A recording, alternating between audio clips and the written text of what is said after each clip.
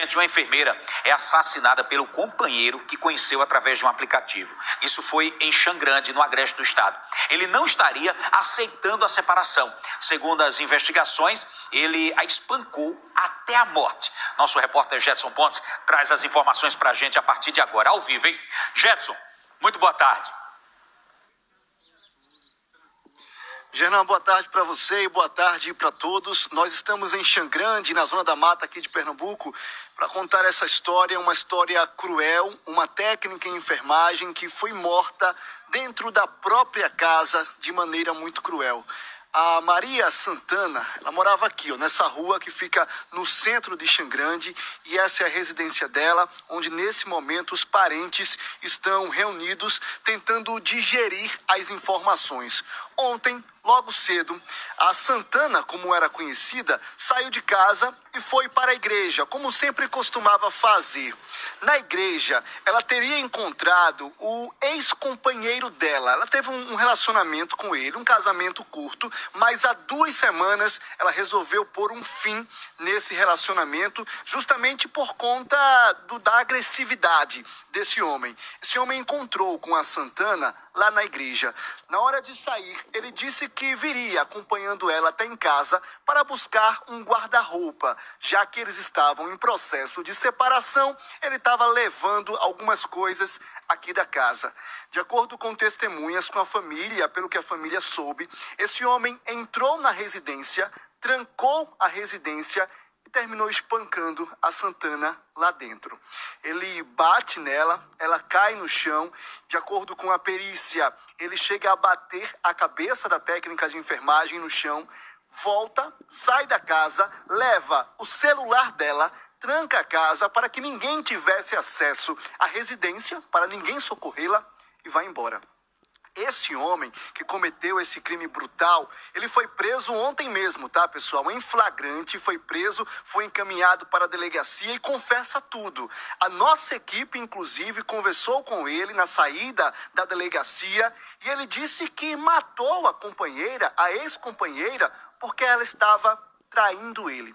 Coisa que ninguém da família confirma, até porque a Santana é uma pessoa muito querida aqui na cidade, trabalhava, como técnica em enfermagem no hospital aqui da cidade. Assim que a gente chegou aqui, as pessoas estavam revoltadas, indicaram pra gente, inclusive, onde ela morava, muita gente revoltada mesmo com toda essa situação. A gente tem aí o trecho da saída desse homem, eu vou dizer pra vocês quem ele é o Rosalvo Jovino da Silva, de 53 anos. E você vai observar a frieza com que ele responde os questionamentos da imprensa na saída da delegacia. Vamos acompanhar.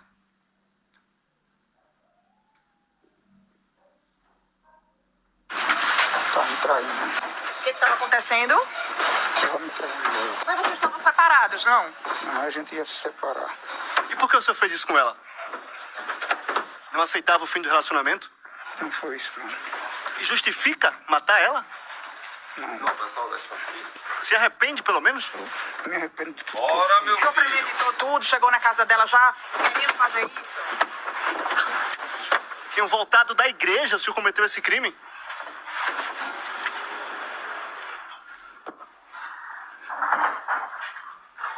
Obrigado, gente.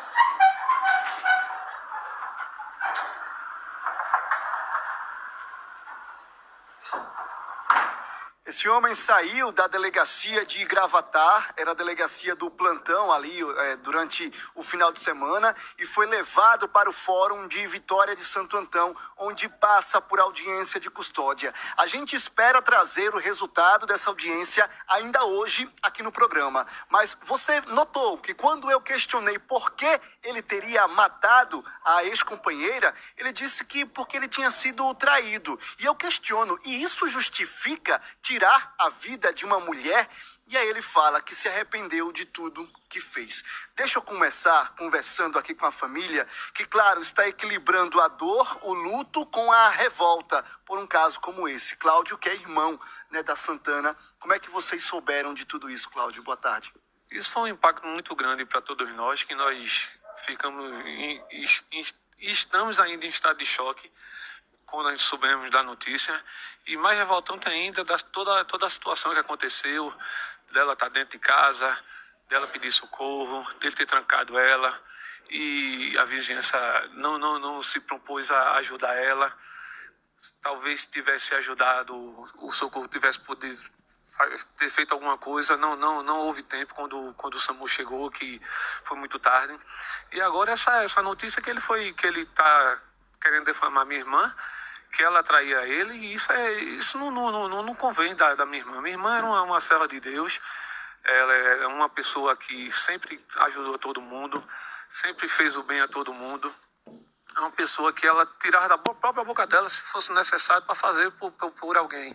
E o cidadão veio morar com ela, casou com ela, a gente achou muito precipitado, mas infelizmente ela não viu, ela estava encantada com toda essa história, que ficou encantada por ele ser um servo, tá na igreja também. Ela quis fazer a vontade de Deus, no entanto achou que estava fazendo certo.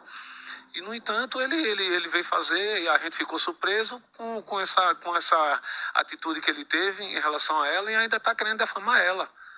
Ele não tem motivo nenhum para isso. Minha irmã nunca foi de fazer isso. Minha irmã, quando era solteira, quando era do mundo, quando ela gostava de beber, fazer as coisas, ela nunca fez isso. Porque depois de estar na igreja, tudo certinho, ela ia fazer uma coisa dessa? Isso não tem fundamento. Ainda se tivesse feito, seria injustificável tirar a vida de uma mulher.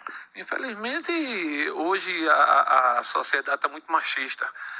Infelizmente, o pessoal acha que não é meu, não é de mais ninguém. Infelizmente, tem que mudar essa opinião. Temos que mudar, homens temos que saber, quando chegar ao fim. Infelizmente, ele usou da força dele, que ele era mais forte. Com certeza, como ser homem, ela rebateu, lutou. Eu tenho certeza que minha irmã lutou até onde ela pôde. Mas, infelizmente, ele pegou na trairagem. Ele pegou com certeza ela na covardia. Ela confiou de abrir a porta para que ele retirasse o que era dele ali naquele momento. Eles tinham acabado de voltar, inclusive, da igreja, um homem que se diz religioso, inclusive. Infelizmente, na própria Bíblia tem, né? Nem todos que são chamados, muitos são chamados e poucos são escolhidos. Ela confiou, jamais imaginou que ele poderia fazer uma situação dessa. A Clauciane, inclusive, que é irmã também, chegou a conversar com os peritos, né? O que é que te disseram a respeito do que aconteceu? Quando a gente chegou de Recife, ainda estava aqui, minha irmã, o perito chegou e falou que algumas pessoas estavam dizendo que foi a facadas, mas não foi a facadas. Eu acho que foi mais brutal ainda. Ele provavelmente deve ter pego ela de costa, bateu nela, com certeza ela revidou, ela não ia ficar sem fazer nada, ela revidou, mas a força do homem é maior, né? Então, o perito falou que ele teria esganado ela, porque estava roxo o pescoço dela, e provavelmente bateu a cabeça dela no chão, que o nariz dela estava quebrado. Então, assim, um monstro, ele fazer isso, tá na igreja, né? Ela confiou, porque achava que era da igreja, ela fez um casamento há poucos meses, chamou toda a família, estava muito feliz, achando que realmente iria dar certo, né? E esse monstro faz isso.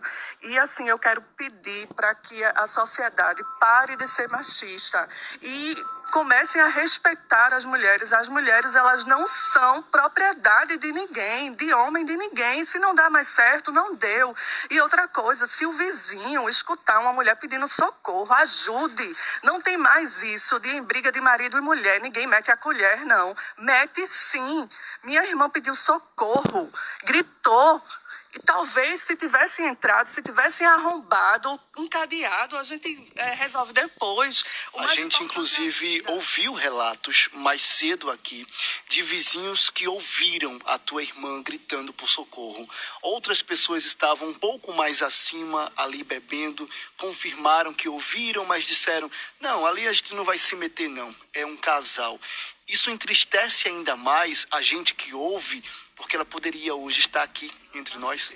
É revoltante, na verdade, né? A gente vê os casos de feminicídio crescendo muito, os homens achando que podem fazer tudo, né? E assim, os vizinhos, as pessoas que ouvirem um pedido de socorro, ajudem. Não tem essa de porque é marido e mulher a gente não vai se meter, é uma agressão. Mesmo que depois voltasse alguma coisa, mas naquele momento ela estava pedindo socorro, poderia ter salvo a vida dela. Provavelmente ela ficou ali agonizando ainda. E talvez se tivesse entrado, tivesse socorrido ela. A cachorrinha dela ficou do lado o tempo todo a cachorrinha ficou. Quando chega alguém, ela está se tremendo. Inclusive a gente presenciou, né? A cachorrinha é a princesa, né? Mostra aqui, venha só mais um pouquinho para que a gente... É Mel, é isso? Mel. Ela estava se tremendo todinha, Gernan, assim que a gente chegou aqui, porque presenciou tudo na casa e ficou ao lado dela. O que chama ainda mais atenção nessa história, claro, que a polícia vai investigar, é para saber se esse crime foi premeditado ou não. Porque presta atenção na história. Esse homem, o Rosalvo, de 53 anos, ele sabia que a Santana costumava ir para a igreja. Ele também frequentava a igreja.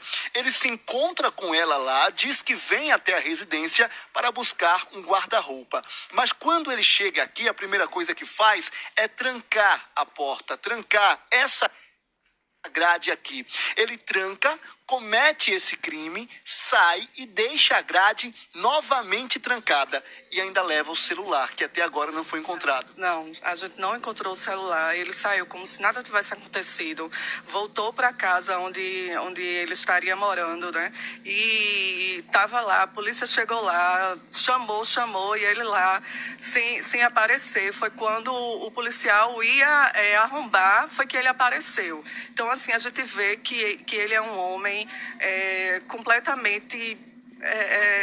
calculista, assim, eu não cheguei a conhecer, mas minha mãe conheceu no dia do casamento, não gostou dele desde esse dia, achou ele muito frio, muito perfeccionista, então talvez até ele já tenha outros crimes e a gente não sabe, né? Porque ele premeditou tudo isso, ele veio aqui, minha irmã morava com o neto dela não estava, a criança não estava, porque não estava na igreja, então ele sabia, ele premeditou tudo isso, né? E ainda vim dizer que fez isso porque minha irmã tinha traído, primeiro que isso não é motivo para matar ninguém. E segundo, que minha irmã não iria fazer isso, né? Ele está querendo manchar a imagem da minha irmã, a memória da minha irmã, mas ele não vai fazer isso, porque todos aqui na cidade sabem o quanto ela era uma pessoa boa, ajudava a todos, técnica de enfermagem há vários anos, estava prestes a se aposentar, ela tinha um sonho de voltar a morar na praia, curtir a família dela, os netos, tudo. Era uma pessoa alegre, que ajudava todos. Então, assim, a gente está em estado de choque. Sinceramente, eu não acredito ainda que isso aconteceu. Eu não acredito. Estamos em choque. Deixa eu conversar também com a senhora aqui, que mãe do coração, né, da Santana. E a senhora disse, inclusive, que no casamento sentiu alguma coisa estranha ali, que não foi muito com a cara desse homem. Com certeza. Quando eu olhei para ele, ele chegou e disse: Dona Socorro, se sinta à vontade. Eu disse: olha, eu já faço parte dessa família há 20 anos, mais de 20 anos. E eu estou bem. E eu olhei ele assim, eu achei ele uma pessoa muito estranho, muito frio, muito na dele, não procurava conversar com ninguém, não falar nada de família, nada. Eu não gostei dele, eu não me senti bem com a presença dele na casa dela. E também não fui embora porque tinha muito carinho por ela. E vim com a minha neta que veio comigo, que é a filha mais nova dela, que já morou comigo. Para mim é como se fosse minha filha, todas as três. Nesses poucos meses de relacionamento, a senhora notou que ele tentou afastar ela do convívio com a família? Totalmente me afastou dela. E foi isso que me entristeceu muito, porque a reação dela quando me viu, ela não me recebeu como ela sempre me recebeu na casa dela. Eu sempre me considerei como mãe dela, até hoje continuo me considerando, não é porque ela partiu que eu vou deixar de amar ela, vou deixar de amar minhas netas, não. Se eu já fazia, quero fazer muito mais, porque agora é que elas vão precisar. Uma coisa não tem nada a ver. Mas eu me senti muito triste. Eu saí daqui arrasada, porque eu percebi que ele é como se fosse uma força maior que estava dominando ela com ele. E eu senti que aquilo ali não ia dar certo. Mas fiquei quieta, porque tem horas que você não pode fazer nada. Não pode prever o que vai acontecer. Mas ontem, quando isso aconteceu, até agora, eu não estou acreditando, porque até questionei a Deus e já pedi perdão, porque sou uma mulher de Deus. Eu disse: Senhor, por que o Senhor permitiu? Me perdoe, porque devido a ela ser a pessoa que ela era, uma pessoa maravilhosa. Quando eu estava em casa, que adoecia, sempre vinha para aqui, para o hospital, nunca me negou, arrumava médico para mim. Tudo o que você pode imaginar por uma pessoa que precisa, ela faria. Era uma pessoa que jamais eu poderia imaginar que hoje eu estaria aqui, nessa despedida trágica, que foi a pior coisa da minha vida. Todas as coisas, todas as tristezas que eu passei, não se comparam ao que eu estou passando hoje. Nem quando a minha mãe, Deus levou, porque Deus levou ela, eu já estava esperando, porque ela já era de idade, é diferente, mas Santana, o que ele fez com ela, eu peço a Deus que... Eu sei que Deus está olhando, eu sei que a justiça vai ser feita. E vai ser feita valendo. Eu só peço a Deus que me dê força, me dê sabedoria para ajudar minhas netas, que o que eu puder fazer, eu vou fazer, enquanto Deus permitir. Mas é uma perca irreparável. Não tem palavras. Ninguém jamais vai entender o que aconteceu. É uma dor imensa. Ela fala de netas, tá, gente? Porque a Santana deixou 3 filhas e 3 netos, não foi isso? Ela tinha 50 anos, mas já trabalhava há muito tempo como técnica em enfermagem. Estava próximo da aposentadoria, Gernan. Pelo que foi relatado aí, ele tem até assim, uma característica de psicopata, porque ele mata... Ele premeditou, eu acredito que foi um crime premeditado, sim. O cara frequenta a igreja, o cara conhece a palavra de Deus e comete um crime bárbaro desse. E após o cometimento do crime, ele parece que foi para casa aguardar tão somente a chegada da polícia. Ele não se escondeu, ele não fugiu da polícia. Ele praticamente esperou a polícia para se entregar. Me parece assim uma característica de um psicopata, Jetson. É isso que a gente entende e imagina, Gernan, porque quando esse homem saiu daqui, ele saiu, de acordo com testemunhas, tranquilamente, como se nada tivesse acontecido. E ele tinha acabado de tirar a vida de uma mulher trabalhadora, uma mulher muito batalhadora, dentro da própria casa, a pancadas, tá? A vizinha gravou comigo mais cedo, disse que ouviu as pancadas, ouviu os gritos de socorro. Sabe o que esse homem faz quando sai daqui? Tranca a vítima, provavelmente agonizando aqui na residência, volta para casa onde ele estava e fica lá, esperando alguém bater na porta dele. Quando a polícia bate na porta dele, ele nem responde. Só quando o policial foi arrombar de fato a porta, que o vizinho disse: ele tá aí, realmente ele tá aí. E ele foi preso em flagrante. A gente permanece, Gernan, acompanhando esse caso, na expectativa de receber a resposta do Tribunal de Justiça de Pernambuco com o resultado da audiência de custódia desse homem, né? E eu trago o resultado aqui. Gernan. Ok, Jetson, estou curioso também para saber o resultado.